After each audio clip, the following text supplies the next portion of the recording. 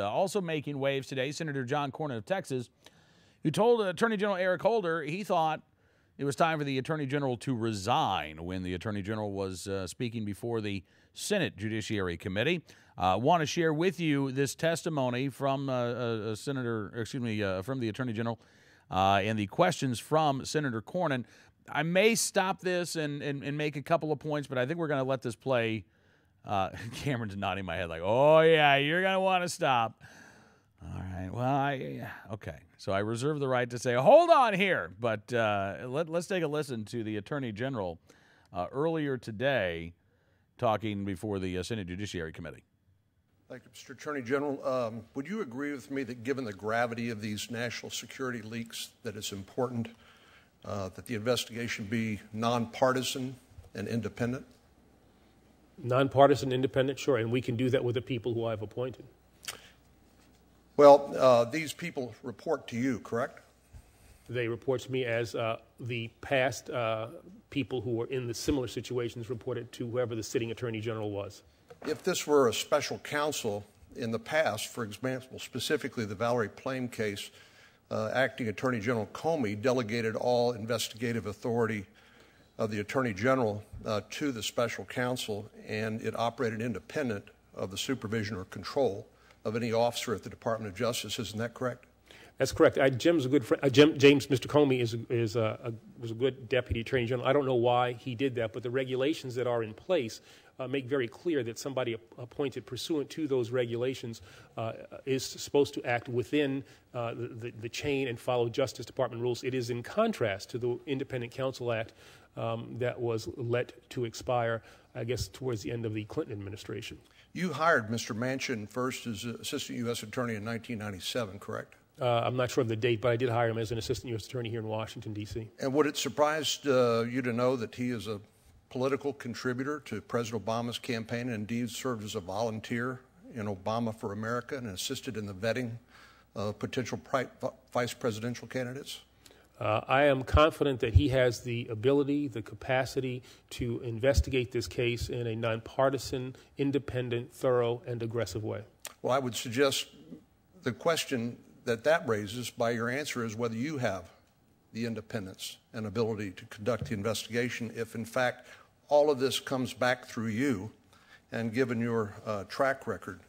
I just want to go over. Well, my track record, I think, is consistent. I didn't ask you a question. Well, no, you made it. I will give you a chance to respond in a moment. My record, I think I'll stand on, and I have shown a capacity to investigate people within this administration. We have brought leak cases. Let's focus on those. We have brought cases against people. Let's not filibuster the time. Let me talk about your record. You misled Congress in February 2011 and claimed that there never had been a gun walking program and then had to retract that in November 2011. You misled Representative Issa in May 2011, saying you did not learn about the Fast and Furious program until the spring of 2011.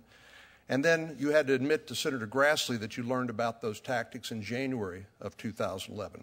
You claimed in a press conference in September 2011 you had no knowledge of the Fast and Furious gun walking program, while it's clear that your inner circle, your high-level Department of Justice employees received briefings and memos on Fast and Furious gun walking, including Lanny Brewer, Deputy AG Grindler, and others in early 2010. You claim that the Fast and Furious wiretap applications did not detail gun walking tactics. I've read them. Senator Sessions has read them. And Senator Grassley obviously has read them. Yet they do raise plenty of details to raise a red flag about this tactic. You have defied the lawful and legitimate oversight responsibilities of the House of Representatives and of the Senate.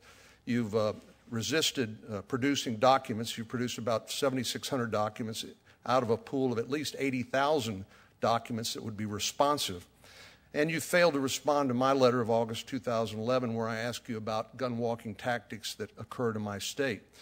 So 16 months after Fast and Furious was uncovered and Brian Terry lost his life in the service to his country at the hands of a drug cartel member who shot him using a weapon that was allowed to walk under this program, there has been zero accountability at the Department of Justice. You won't appoint a special prosecutor in the face of a potential conflict of interest. You won't tell the truth about what you know and when you knew it on Fast and Furious. You won't cooperate with a legitimate congressional investigation. You won't answer my questions about gun walking in Texas. You won't take any responsibility for the failures of your inner circle. And you won't acknowledge what your top aides knowingly misled Congress about over 8 months, and you won't hold anyone accountable. So, Mr. Attorney General, I'm afraid we've come to an impasse. The leaking of classified information represents a major threat to our national security, and your office faces a clear conflict of interest, yet you won't appoint a special counsel. You won't support a truly independent investigation, and you won't take the threat seriously. Meanwhile, you still resist coming clean about what you knew and when you knew it with regard to Operation Fast and Furious. You won't cooperate with a legitimate congressional investigation, and you won't hold anyone, including yourself, accountable. Your department blocks states from implementing attempts to combat voter fraud. In short, you violated the public trust, in my view, and by failing and refusing to perform the duties of your office. So, Mr. Attorney General, it's more with sorrow than regret, than anger, that I would say that you leave me no alternative but to join those that call upon you to resign your office. Americans deserve an Attorney General who will be honest with them.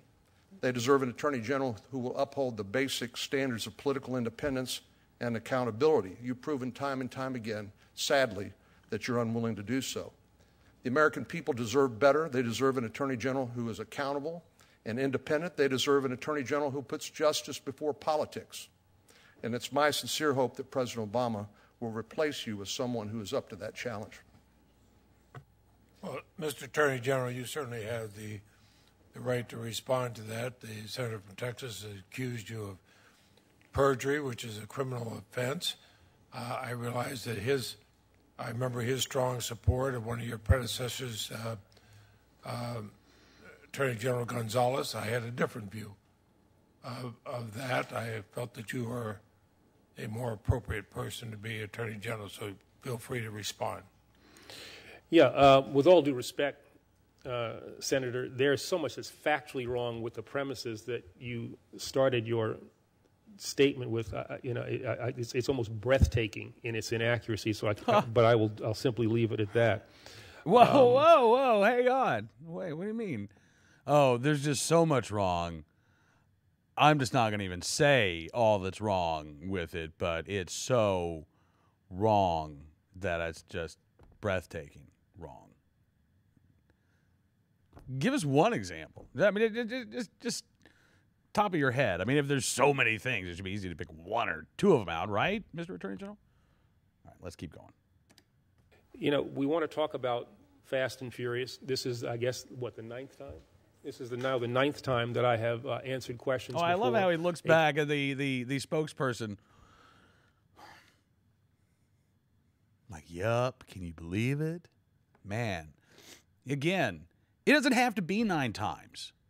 It could have been 5 times. It could have been 4 times. It could have been once if you had just cooperated. If you had produced the documents that had been requested and then produced the documents that had been subpoenaed, you probably wouldn't have had to come back time after time after time. Now, and I would also note as well, the Attorney General routinely appears before Congress.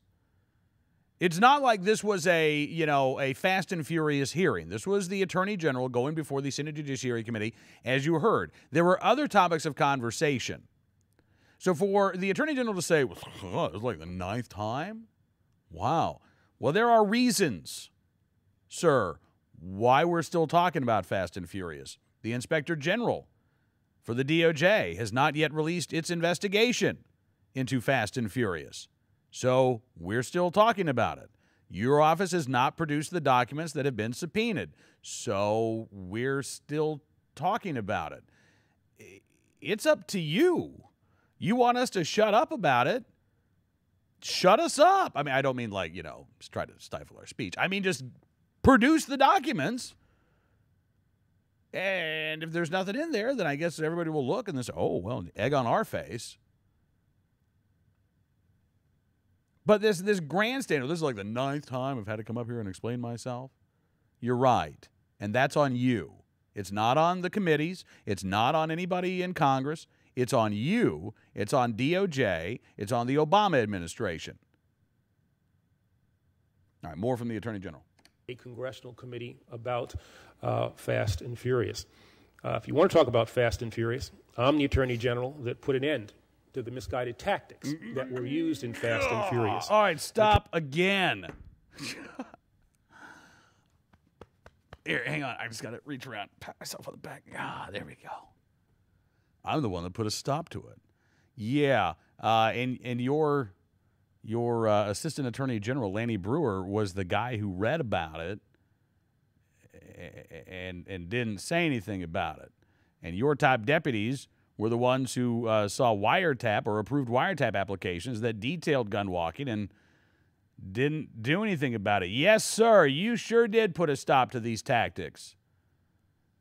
Not in time to save Brian Terry's life, but you did put a stop to those tactics, didn't you, sir? All right, more from Eric Holder. Attorney General, who I suppose you would hold in higher regard, was briefed on these kinds of tactics in an operation called Wide Receiver and did nothing to stop them. So we got to stop there as well. Representative Issa, you're right, Cameron, we are stopping and starting a lot. Representative Issa actually responded to this on Twitter today and said, no, Eric Holder got that one wrong. Attorney General Mukasey was apparently not briefed on Wide Receiver. He was briefed on another case that was a controlled delivery case where the Mexican law enforcement never showed up. See, there was Wide Receiver, which involved a couple of hundred firearms. There was Operation Linebacker, and then there was, I believe, another case. I think it was called the Rodriguez case. The Hernandez case. All of these were going on in 2007, 2008. Fast and Furious started in 2009. The controlled deliveries, these were attempts by ATF in Arizona to actually work with law enforcement in Mexico, to say, okay, we've got these guys coming across the border. You guys intersect them, okay? In one case, apparently, wires got crossed and nobody showed up. So it's not that guns necessarily walked in that case. U.S. law enforcement thought Mexican law enforcement was going to pick up the case once the suspects crossed the border, and nobody ever arrived. Mukasey was briefed on this and was asked, okay, is this something that you can bring up with the Mexican ambassador or your counterpart? And apparently this was also asked of in the Obama administration. Can we do this again? Can we talk with Mexican law enforcement about trying to find some sort of corrupt-free group of officers that we can start working with? But it was not what we heard in Fast and Furious, where you actually had agents who were ordered to stand down and not move in and make arrests. That didn't happen in Wide Receiver. That didn't happen in Linebacker. That happened in Fast and Furious. All right, more from the Attorney General. 300 guns at least walked in that instance. I'm also the Attorney General who called on an Inspector General to look into this matter, to investigate this matter. I'm also the Attorney General who made personnel changes at ATF and in the U.S. Attorney's Office that was involved, have overseen the... Okay, stop. Again, personnel changes. Whoop-de-doo. Nobody's been fired. People have had lateral promotions. I don't think anybody's paycheck is any smaller as a result of Operation Fast and Furious. And when you talk about personnel moves as a result of a tragic operation, fatal flaws, that's what Eric Holder has said. Well, if you're talking about the things that you've done, shouldn't there be repercussions? If you didn't even get docked your pay, you didn't get knocked down a pay grade, you're still doing the same type of work that you've been doing before, you just got shuffled around to a shiny new office, that's not getting to the bottom of things. That's not getting tough with people. And if the Attorney General wants to refer to Dennis Burke, the former U.S. Attorney of Arizona who was allowed to resign, I would remind the Attorney General that when Dennis Burke walked out the door, he did it with a pat on the back from Eric Holder, a going-away party from his office, and not one word was said about Fast and Furious when Dennis Burke resigned. So let's not try to play this game now that, that was some a big ouster to remove, Dennis Burke there. I made changes at the U.S. Attorney's Office. I was involved. Again, when Dennis Burke resigned, the U.S. Attorney in Arizona resigned, Mr. Holder, you didn't say a damn thing about Fast and Furious. You praised Dennis Burke. You sang his praises. You patted him on the back. They gave a going-away party to the man. That's not disciplinary action. That's not getting tough on the people who are responsible for Fast and Furious when you write a glowing press release and you allow him to walk out the door instead of pushing him out, kicking him in the rear end on the way and saying, "What the hell were you thinking?" So please stop with the sanctimonious nonsense of, "I've dealt with this." Nobody's been fired. Nobody's lost their job. Nobody's been demoted. Nobody's been docked a pay grade. Dennis Burke was allowed to resign, and you said very nice things about him. Now you're telling us that was because of Fast and Furious. Should we go back? You know what? Let's keep listening. I'm going to go find the press release that DOJ sent out when Dennis Burke resigned. Start looking for me as well, Cameron, because I know you're better at this than I am. All right, more from the Attorney General. Ever again. So I don't have any intention of resigning. I heard the White House press officer say yesterday that the president has absolute confidence in me. I don't have any reason to believe that in fact, is not the case. And in terms of what it is that we have turned over to Congress in this regard, I think let's put something on the record here. We have collected data from 200, and this is with regard to Fast and Furious. You guys want to keep talking about it. We've collected data from 240 custodians. We have processed millions of electronic records, looked at over 140,000 documents, turned over 7,600 pages over the course of 46 separate productions. We have made available people from the department at the highest levels to be interviewed. And I've also indicated, I guess, earlier in my testimony, to the extent that all of that is not enough to satisfy the concerns that have been raised in the House committee, I am willing to sit down and talk about the provision of more materials. All right, stop for a second. I'm as a parent, I'm like flashing back to, and I think I mentioned this yesterday. Every time I hear this, if all of this hasn't been enough, I'm more than willing to sit down and talk about other things we can do. You've been subpoenaed, man. This isn't negotiating a later curfew. I mean, this is what I feel like. I feel like I'm listening to my son or my daughter back when she still lived at home. And he's, Dad, I mean, like, how about 1:30? Can we do 2? No, I've told you what time you need to be home. You need to be home. And you roll in the door 2 hours later. Well, let's talk about this. So look, the next time I go out, I'll come home a half hour early before my curfew. You've been subpoenaed. What is this nonsense about, well, if this hasn't been enough, then I'm willing. You know what documents the House Oversight Committee has demanded from the Department of Justice. You've had since last October. That's when the subpoena was issued. Well, this isn't enough. I'm stunned here that you guys aren't happy with what I've done. 7,600 documents have been turned over. 240,000 have been requested.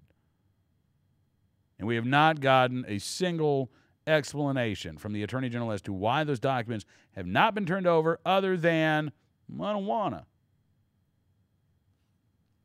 Now, going back to what Eric Holder said about, what a great Attorney General he's been, and he's put these people out, and he's made these personnel changes, and, U.S. Attorney's gone in Arizona. I found the press release.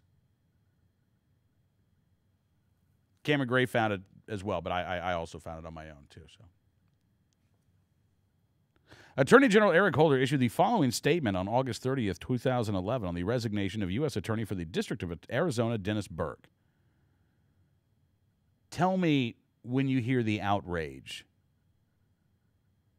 United States Attorney Dennis Burke has demonstrated an unwavering commitment to the Department of Justice and the U.S. Attorney's Office, first as a line prosecutor over a decade ago, and more recently as a United States Attorney.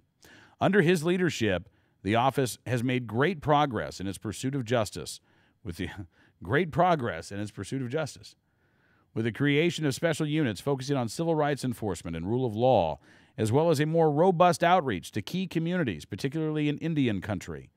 The office's quick response to the devastating shootings in January that claimed the lives of several people and critically injured Congresswoman Gabrielle Giffords was crucial in arresting and charging the alleged shooter.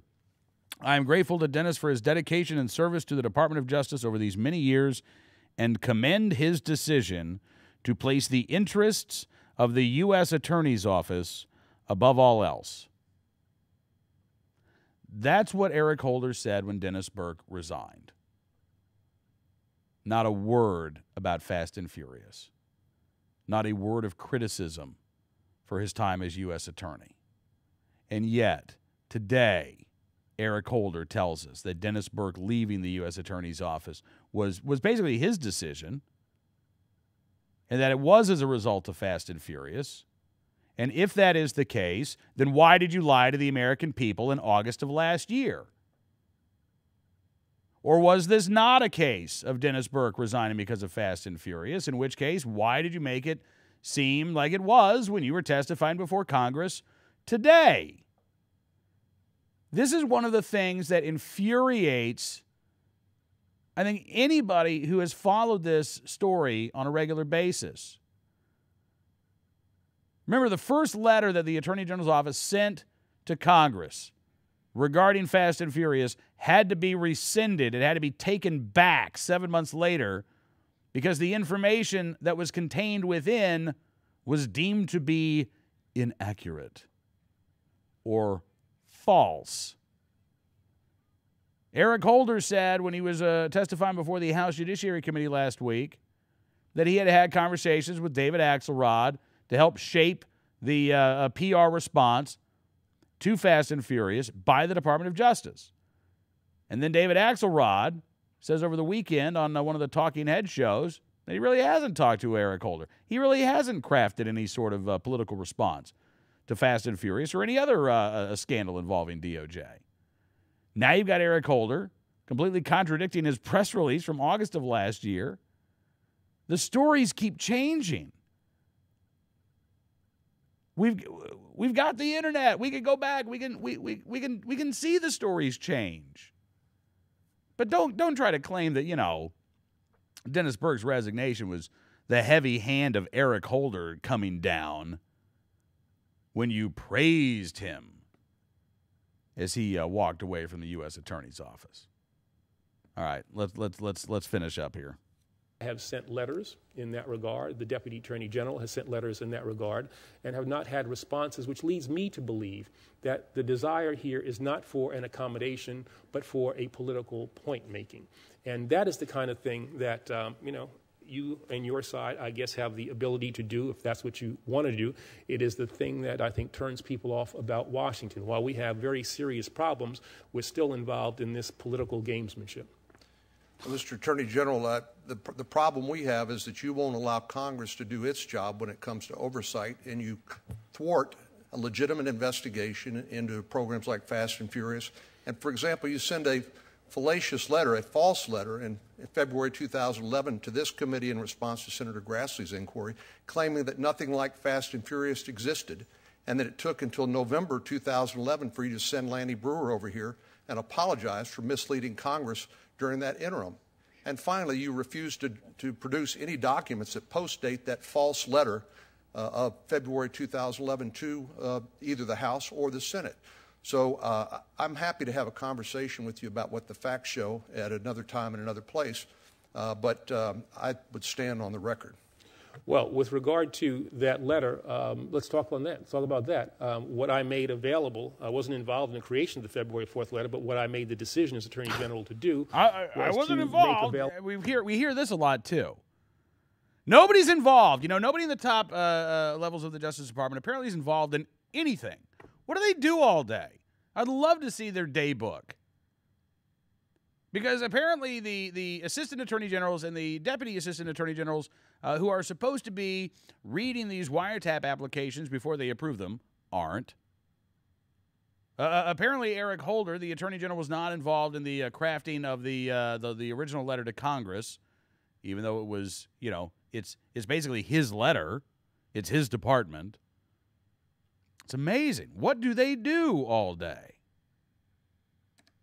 Available, and we did make available all the deliberative material that went into the creation of that letter, which is unheard of. Deliberative material, which is something that the Justice Departments always try to protect. We made that available. And as I said, and I will say yet again, to the extent that there are issues that remain unresolved, materials that people want to get, I am willing to inject myself into the process to listen to those requests and to make available things that to date we have not decided would be appropriate. As I said, I want to avoid this constitutional crisis. I will not, however, compromise the integrity of ongoing prosecutions or put at risk witnesses or people who we are working with. But aside from those two concerns, I am willing to work with Congress in this regard. I would just say stonewalling Congress is not a constitutional crisis. Fairness to the others, we should let them go forward. I would note, I appreciate the fact that while the gun walking began in the Bush administration with Attorney General Gonzalez, that you stopped it.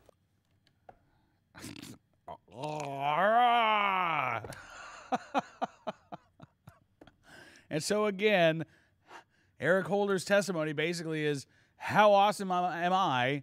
You all are just a bunch of partisan hacks.